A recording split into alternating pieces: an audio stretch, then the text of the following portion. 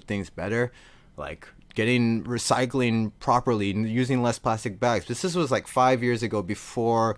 I mean, of course, plastic bags have always been a big problem, but it's before this like last couple of years where they really pushed it, like no more plastic bags here in Bali. And so it was just simple things like this that I didn't necessarily, even if, of course, I love the environment, I love helping the world, but there were some things that I wasn't doing. And just going to the Wonder Fruit Festival and hearing some of the lecturers, I was like, wow. So if that... So the whole Wonder Fruit festival is environmentally conscious, or is it just your rainforest? Oh, no. So the whole entire festival is trying to be as environmentally conscious as possible.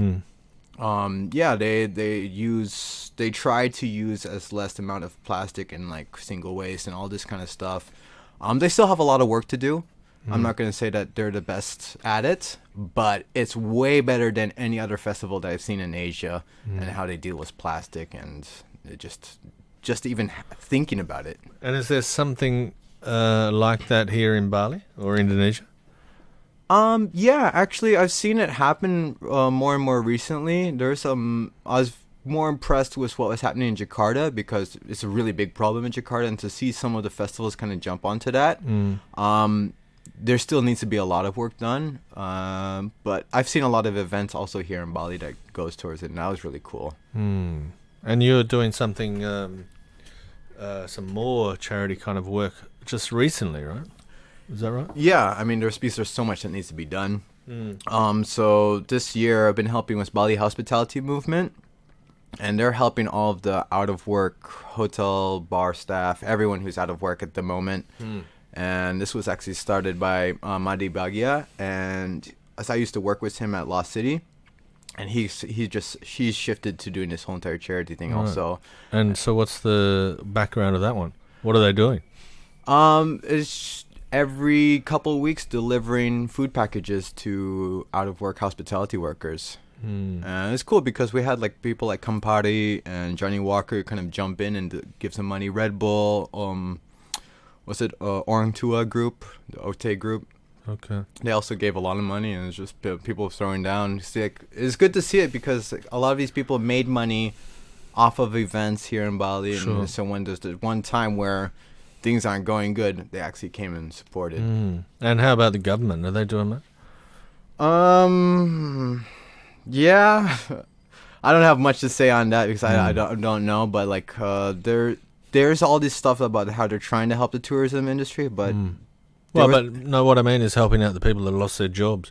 Is that a real problem at the moment, or is it just because all these people kind of just went home, right? And pulang kampung. Yeah, well, so it's been better recently because it was more open now. People can travel again. When it first really struck, the people who could pulang kampung were the Balinese, and they were able to go back to their village, and you're all right. Once you get back to your village, it's hard work, but you're covered. You're with family again. But this was a lot of like the workers who were either too afraid to go back home because they might bring the virus with them, or the ones who couldn't travel, like a lot of guys from Java, and they're like stuck. They're stuck. They don't have a banjar to go to, and they don't have any money, and they don't have anything going for them. Yeah. So who was taking care of them, or was there anybody? There was some stimulus packages from the government that came in, but it wasn't enough, really. It was and it was just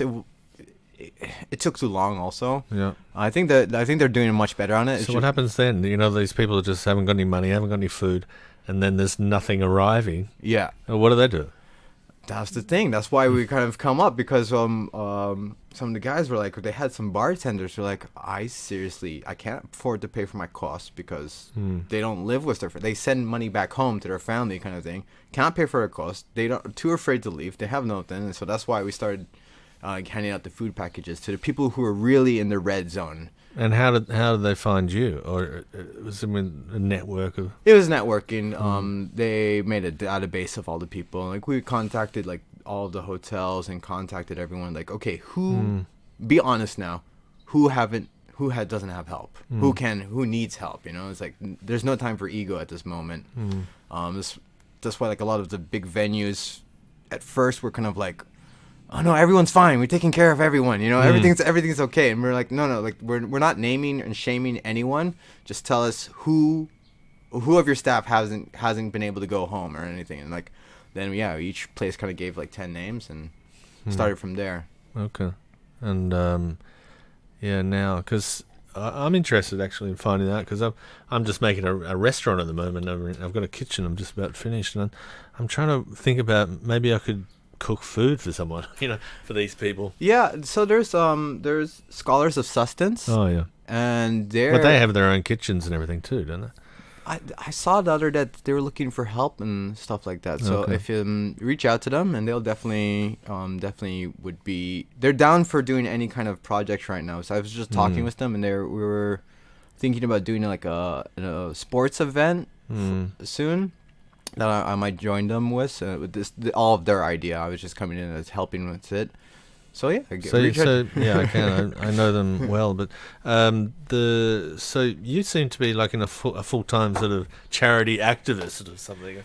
Yeah, is that correct? Yeah, it just kind of happened, and it was one of those things where it's given me something to do, and I don't mind doing it, and I wish it, like I've had opportunities that's come from it, and like.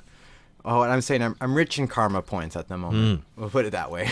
Yeah, sure. And people like to help people that help others too. Yeah.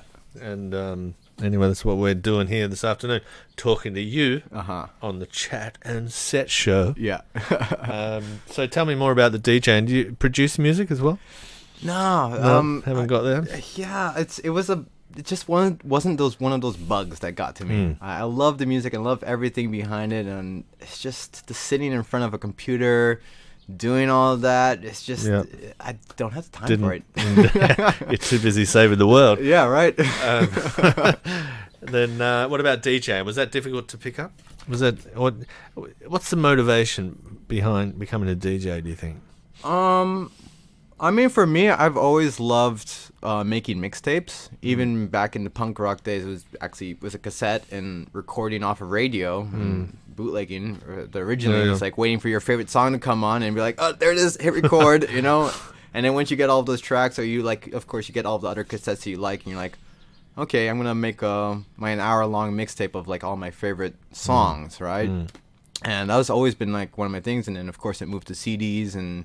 This even more, you love it to make a CD for someone. You take the time to write everything on it, and so that's why DJing was a real natural progression from that.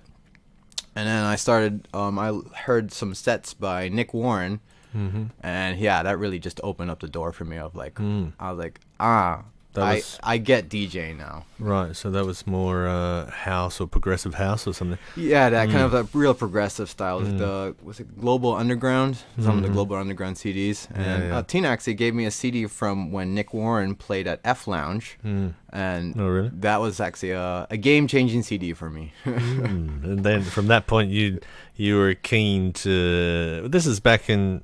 Is it still? What year was that? That was like vinyl, no? No. So this was already CDs, CDs and stuff, right? So like when I first did my first DJ lessons, it was on CDs, and then it was basically you just got the virtual DJ after that, And it's like it's basically just doing all this like practicing in your own room kind of stuff, and this. How long did it take you to master the craft? Or well enough to actually play out live. So there was a long time where I didn't practice enough, like when I still played out, and like I wish I put more hard work into it than I do now, as much as I did then. But like it wasn't really until like the last 6 years here in Bali where I really like put the dedication into learning every single aspect of it. Because before it was just like I can get on Tractor and press sync and do all that stuff, and that's kind of what I thought DJing was. And then it wasn't until I took the time to learn vinyl, to learn everything, and to do, like get the chances to actually just play and practice.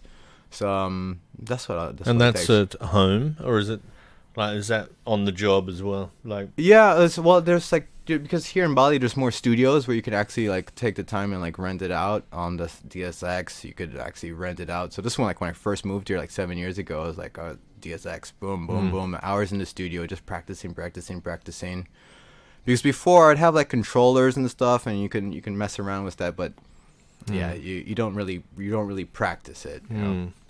And but now I teach DJing. So. All right. So now you're the master. Yeah. So is anyone teaching you back then, or was it just on your own? Well, that's when I did my first introduction lessons was with the guys from Stadium. I was there, and they put me on the right path. But then, because I didn't have a place to practice, and I was just doing stuff at home, and it's just a hobby for me, so I didn't. I kind of lost the use of the decks, and then I was just using a computer and a controller, and it's you don't. Of course, it's DJing, but it's not proper DJing until you actually like sit down and learn all of the different aspects of it, and then like everything starts to fall into place, and you like start to understand it more in like the storytelling aspect. Going on the journey. Yeah. So did you ever get on the decks at 4th floor Stadium? Not on the 4th floor, No. but one of the private rooms, yes. All right. So they have decks in there also. Was that a good night? From what I can remember. So what's the best thing for you, out of DJing? What's the greatest kick you get? When you drop a track and it just works, and like the whole entire like being able to have a gig where you're allowed to do what you want, because there's a lot of gigs where it's like you're just background music. I mean, those are fun, and Sure. I always appreciated like my job is my hobby, but it's not until you get those gigs where you're like, okay, you can let loose here and you can really do what you want to do. And how often do they come along? Now way more, like because I get to choose. And I get called to be Halim. So Right. it's not before. It's like we need a DJ. Filler. Yeah. All right. It's just Could be anyone. Could be anyone. We need background music. Yeah. And like we need background music that fits what we want. Yeah. And now it's like I get called because we want Halim to play.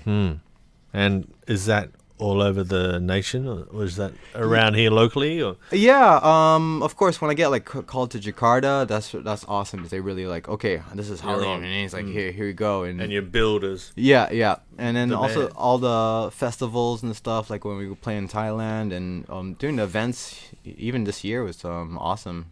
Before pandemic? Yeah, well, I mean, we've had a few events also during pandemic, in the last couple months. Oh, yeah. Not the very beginning, of course. The Burn Bali, was it? Bali Burn. Bali Burn? Yeah. So what about, go back to the Thailand gigs. Yeah. Has that built your profile stronger in the region, like in Asia? Do you get For sure. any jobs around the rest of Asia? Yeah, of course. You got that, like, you got your profile now, and like my profile is that we run one of the stages at Wonderfruit. Yeah. And yeah, And Wonderfruit's become quite the festival, hasn't it? Yeah, like they do it right. So Yeah. I've been to a lot of festivals in Asia, and they do it right. And they get big crowds on that one. Yeah. Yeah, because I like their style of festival. It's like it's kind of like choose your own adventure, kind of like the real festival style, how it should be. Is that like a Burning Man type style? Yeah, of course. Because I went to Burning Man 2 years ago, and I was completely blown away about how much of it you get to choose what you listen to and choose what you go and do. Because I was used to doing festivals in Jakarta and stuff where it's like main stage, second stage, that's it. Yeah. That's absolutely it. You got two choices. Sometimes there's only one, and it's like this is what's playing and this is what you're listening to. But so for Burning Man, you get to go adventuring, and you hear really bad music or you hear really good music. And same thing with Wonderfruit. Like they have like so many different stages, and like maybe one stage only has 10 people there, but has an awesome Thai band on it, just like rocking it out.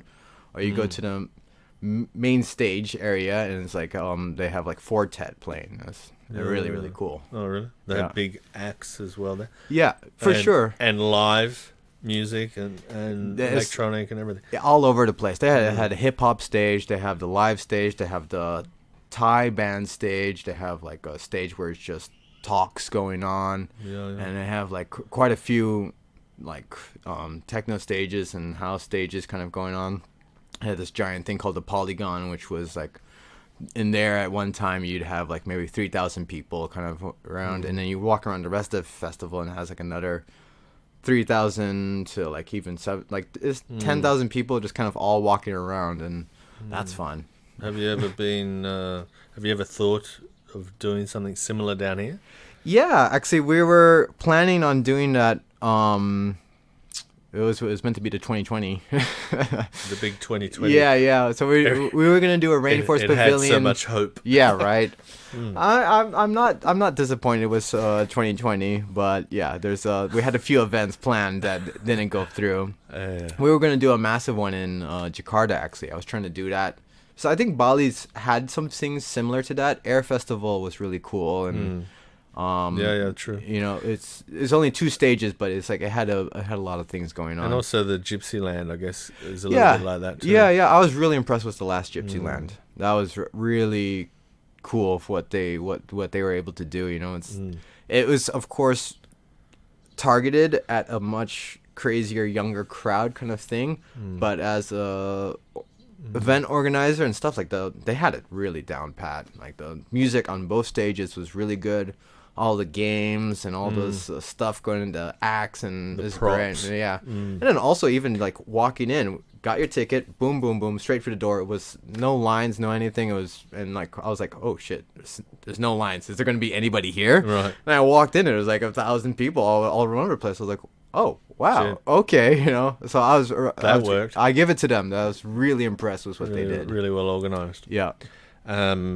Well, everyone's suffering this year, so I don't think anything's out of that. Yeah. It's a funny old year, isn't it? All around. Yeah. So what about things like music preferences and music snobbery? Do you see much of that in your DJ world? Yeah, of course you do. You know, and you always have the people who are like, oh, this kind of music, that kind of music, and And how about you? Are you a music snob? Do you think? no, I love all kinds of music. You know, like I mean, even to EDM, it's not my thing. But if there is a good EDM track, I'm not gonna play it. but Your reputation would be destroyed. but yeah, I will listen to it, you know, and I'm not gonna talk it down. And there's sometimes also with the hot new techno track, I'll be like, what the hell is this? This is horrible, you know. As when somebody hitting you in the forehead with a hammer. Yeah, and you're like, oh, this is not good, you know. Exactly. There's all sorts of music seems to change all the time, doesn't it? You know, like it's hard to keep up with, and you have to sort of make your own decisions what you're gonna like or dislike or go to.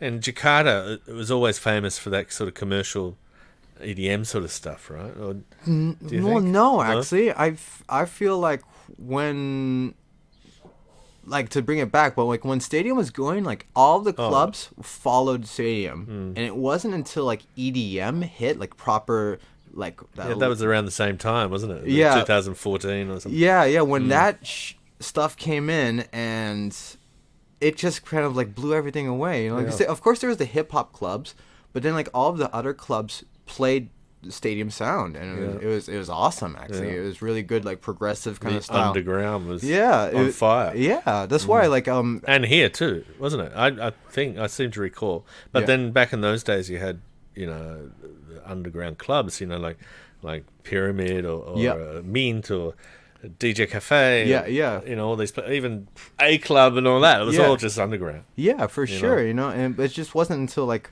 And then overnight, boom, gone. Yeah, it was just like, I don't know, it's just because EDM became trendy in the States, I think, and just kind of like took over everything. And like that's like, oh, this is the music that everyone should listen to. It's like all the underground stuff, even though underground was above ground at that point, it just kind of went shunk.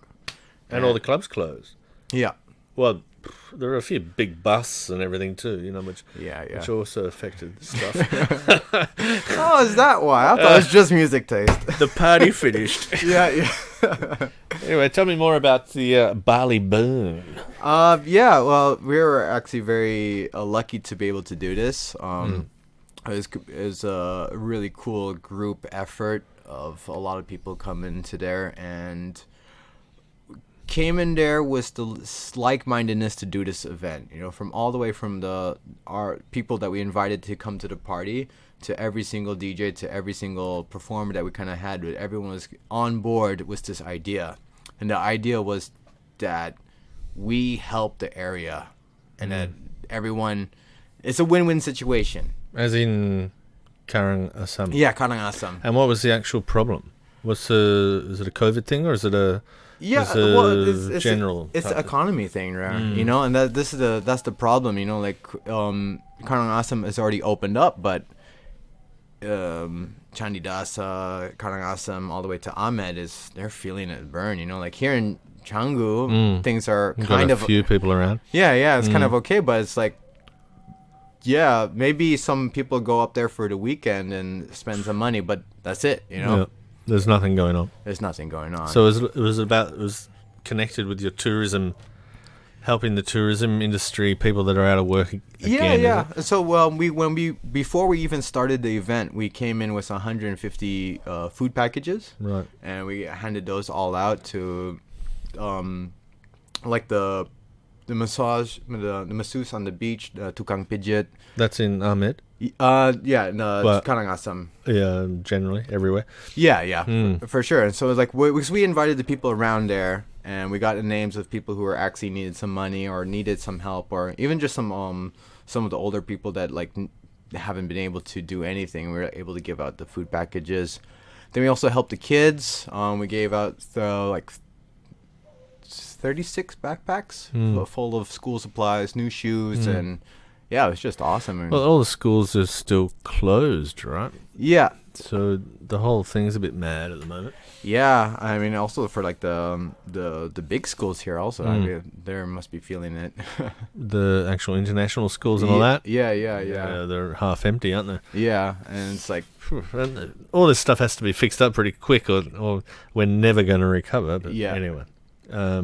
So there was what was the wash up of that Bali Burn show? What do you think happened with that? Is it ongoing? Is the charity still happening? Well, we did it because we were in line in it with Burning Man when what should have been happening for Burning Man, and so we just did one full day of an event, and we had our own little burn happen as well.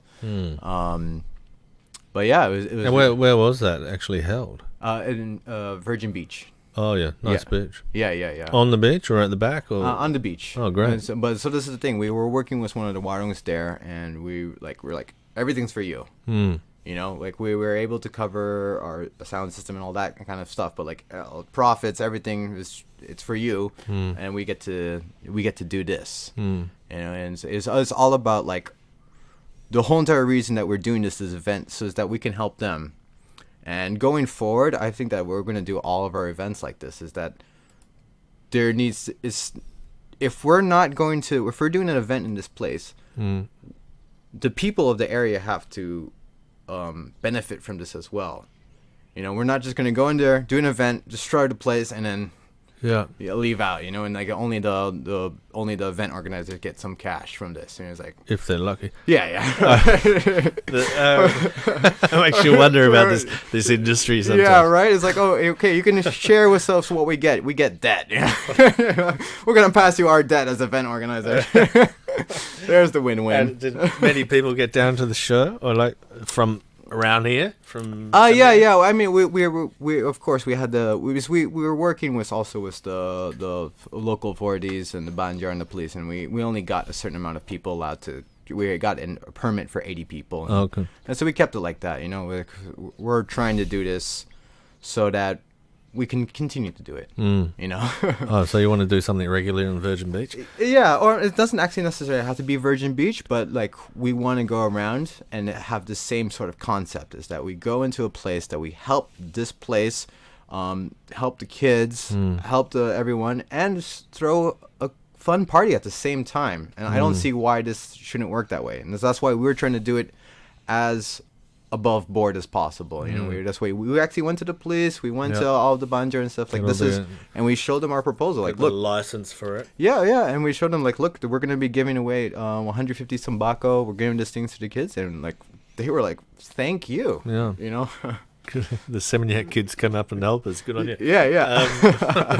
That's a great space behind the beach.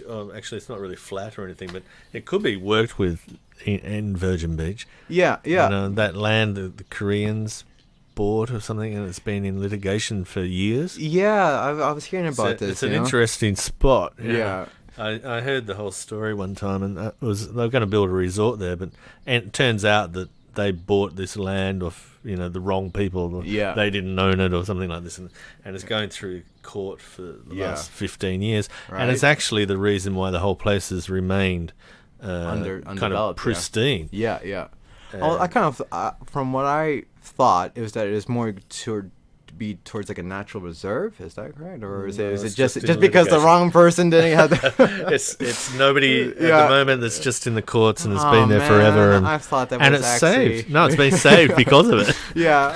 No, I thought there was like, okay, one time, all right, we're actually saving the land. It's just, oh no. No, it's just everyone's screwed each other. Yeah, it's just caught up in the courts. Okay. yeah. So, actually, one time I was looking at land around there if it was possible to buy land in that area. Okay. And so I ended up looking right into the whole, the network and to the Bunjars and everyone else. Yeah. So there's quite an interesting story there, and it's one of the few places in Bali that is still pristine. Yeah. Places as nice as what it is. Mm-hmm. I always thought too there was an area on the headland on the left, Yeah. when you come in and up, being up there. Yeah. Why not do a show there? Oh, so is that like where the camping grounds is? Yeah, there's that's right. I was speaking because I was interested in doing a show, and it was a bit of a dream, but Yeah. on that headland, Okay. a weekend. Yeah. Let's do it. Well, here we go. We're making the plan for it right now. Anyway, you brought in some music. There's two sets here. There's Halim Ardie Sunset. Yeah. Which one's that? The Sunset. What's that from? It was from the same event. Okay. So I played for the Sunset, and it's more of a down tempo kind of thing, but it really shows the sound that I've been trying to do, where I take Indonesian producers or Indonesian songs, and also even producers who came to Indonesia and were inspired. I did something called Nusantara Tripping, where every single track either was an Indonesian name or city or something like that, and you have like Osulande had a trap called Nyepi. Okay. So I think Nice. I think he must have been stuck here for a Nyepi or something. And there's What better place to be? yeah, right. And there's like some tracks like called a guy was up in Uluwatu, Michael Matthias Mayer was up in Uluwatu, and he has a track called Uluwatu. So this has been my tip for recently for my sound, and the Sunset one is Are they electronic tracks, or they're a variety of styles? There's mostly electronic. There's I've done like quite a few ones where it's just strict electronic Beat. ones. Well, this one's a bit more down tempo and organic. Yeah. That's there's some good music running around along those lines. Yeah. There's a guy in California called Dursu that I've been listening to quite a lot, and Okay. that's very much. But it's very much ethnic from South America. Really. Oh, nice. Yeah, nice, yeah, nice, Mexico. nice. Yeah. And he's in California, but similar to what you're up to. And I noticed on the Beat Instagram the other day, you had your 3 favorite tracks, Yeah. and they were all Indonesian too, right? Yeah. One of the guys was living here in Bali, but he had a song called Jalan Jalan, and so he's definitely inspired by here in Indonesia. And the 2 other guys, are Indonesian producers. So you are you becoming like an Indonesian DJ? Indonesian music DJ? Is that where you're going? It does. I've kind of been doing this for the last few years now, and like if I can do that as much as possible, then why not? And it's awesome because I have all my friends like send me music, and like I listen to some of the music. I'm like, why isn't this the number 1 on Beatport right now? You know? Yeah, because they don't even know it exists, probably. Yeah, exactly. There's also the other guy, Andika West Side Yep. You know, he was in here recently. Okay. And, he used to work for the that's Jakarta, right. yeah? Many years. Well, yeah, that's right. Right back 20 years ago. Yeah. So he was in here and explaining what he's up to, and it's kind of similar, yeah. but with vinyl as well, and old 70s kind of tracks. But Yeah. the concept's similar in being Indonesian. And he was saying he's getting quite a lot of interest offshore, overseas, just for that, cultural thing. Yeah, it's awesome because people want to hear something different, because it's so easy for anybody to get tracks nowadays. And so if someone comes with a story behind it, you might not necessarily like the music, but you're like, oh, okay, this is more than something new. Something new. It's more than the Beatport Top 100, and that's all everybody's kind of interested in nowadays, isn't it? Yeah. The next new thing. And actually it's very interesting. I saw someone just a comment on one of the mix mags or something. Anyway, someone was talking about like DJing and like when the pandemic actually ends, are you just gonna be playing new music, or are you gonna go back for the last 6 months, like when the pandemic has happened, and play some of the older stuff? And there kind of became a bit of discussion in the comment section where it was like, probably just everyone's just gonna keep playing the new stuff and just go back into that habit. It's kind of more chilled. Yeah, I think. Is it? No, I've seen it go Or is both it ways. banging? I've seen the people who usually bang it go more softer side, and then like the people who play softer stuff just start banging. They're like, okay, I finally get to play the banging stuff I want, right. On their streams, and whatever else. Well, that's what's cool about it, because everyone's kind of got the chance to express themselves how they want to without thinking about the promoter or their label or there's something like, no, just people aren't gonna like That's it. right. Like there's been some really positive things out of this whole period, and one of those is that just people are doing exactly what they want to do. Yeah, you don't, because no one's making any money anymore. You just do what you want to do. Exactly. So might not as well. expecting to make any money out of it. Which is interesting. I don't think it's ever happened before in the whole of history of humanity. Yeah, right. For anybody who's as an artist, that you kind of like, you can actually just do what you want. And, of course you're not really getting paid for it, but like you don't have to worry about it right now. So and because you're not going to make any money or anywhere else. Yeah. But it's a great thing. Yeah, it is an absolutely great thing when people start doing their own thing and get away with it. Yeah, right.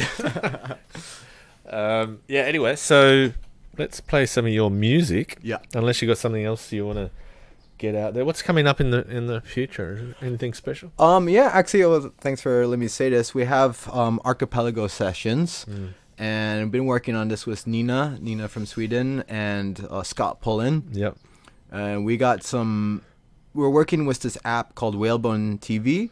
And it's an app from Sweden as well. And it's about, I think it's going to be the future of streaming, because Facebook is about to cut down on all the copyright issues. I mean, it's no problem towards Facebook, because they're not a DJ streaming site.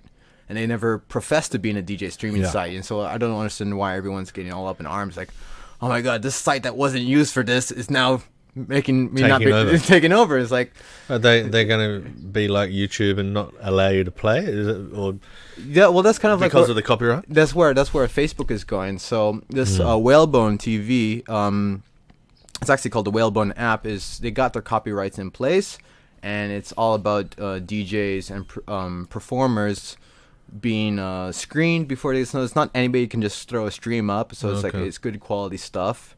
And we're doing some really awesome streams from here in Bali. We've done some really cool locations, and we're going to broadcast it through there. So that's with the drone and the circle sort of style. Yeah, and that sort of style, that's where we got our inspiration from. It's just like, why not? But there's so many beautiful places here in Bali we go. So we just did one from Rock Bar yesterday. Actually, I ran into Paul. Okay. Scott, sorry. Pullen. Yeah. Paul. And in the pump benzene. And he was telling me he was on his way down. Oh, no way. Okay. And Nina was in the passenger seat. Yeah. Oh, perfect timing. So you got a bit of the scoop already. And so who's doing the video work on it? We had got a team called Protagonist Live, and they were helping us do some of the streams, and we were working with a different team yesterday. And we're just gonna see what happens. And the important thing for us is that we're doing a high quality video and high quality audio, and it really represents Bali to the world, And the rock bar is a great place to do it. Yeah, it was awesome. Yesterday, the sun just kind of came out of nowhere, and we got this golden orb in the background. And how long? I think it just opened yesterday or the day before or something. It's today. Oh, today. That's opening today. So you were before. Yeah, there wasn't any people in there. There was no. So that's the kind of the point of this whole entire stream that we're doing is that it's not a party. It's not boiler room. It's not. It's like the circles where they go from the really remote locations. Yeah. Which is, and it's just the DJs. It's just the DJ kind of thing when they showcase the beautiful spot that they're in, and that's what we're going with this. Well, it sounds awesome. Yeah. So I guess Virgin Beach is on the list as well. Oh, we already did one. You should try up with the headland though. Yeah. But maybe we should talk about that again another time. So let's play some Halim Ardie, Sunset from the Bali Burn. Yeah. Bali You got me on the Burn. microphone for it, so everyone knows that I was emceeing for a second. All right. Okay. All right, everyone. So welcome to Bali Burn. Yo! Just to let you know about the ceremony that's happening over there. Yeah. Thank Nice. you all for coming here.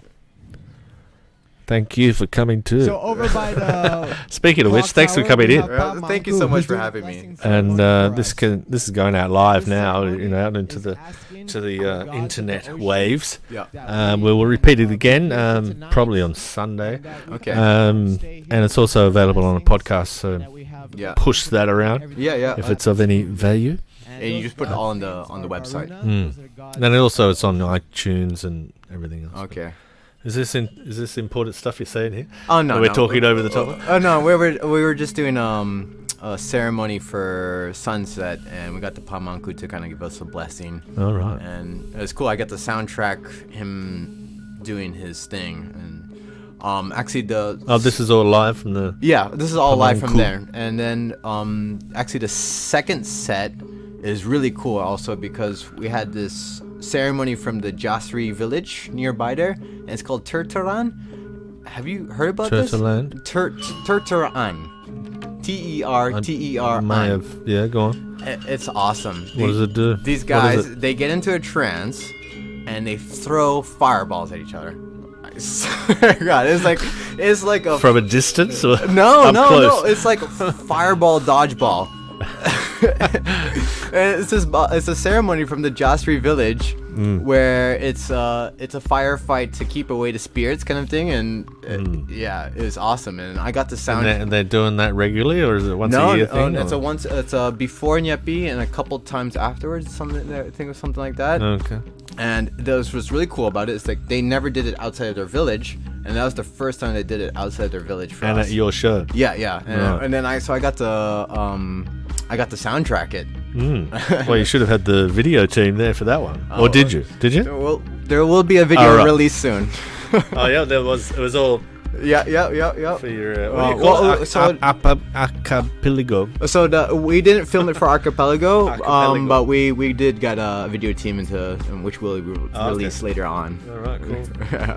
Send it over our way and we'll put it up. Okay. Yeah. Anyway, thanks for coming in, Halim Ardie. Yep. Thank you so much for having me. Have a great weekend. And you too. And to everyone in internet land, enjoy the weekend. Yes, indeed. There we go.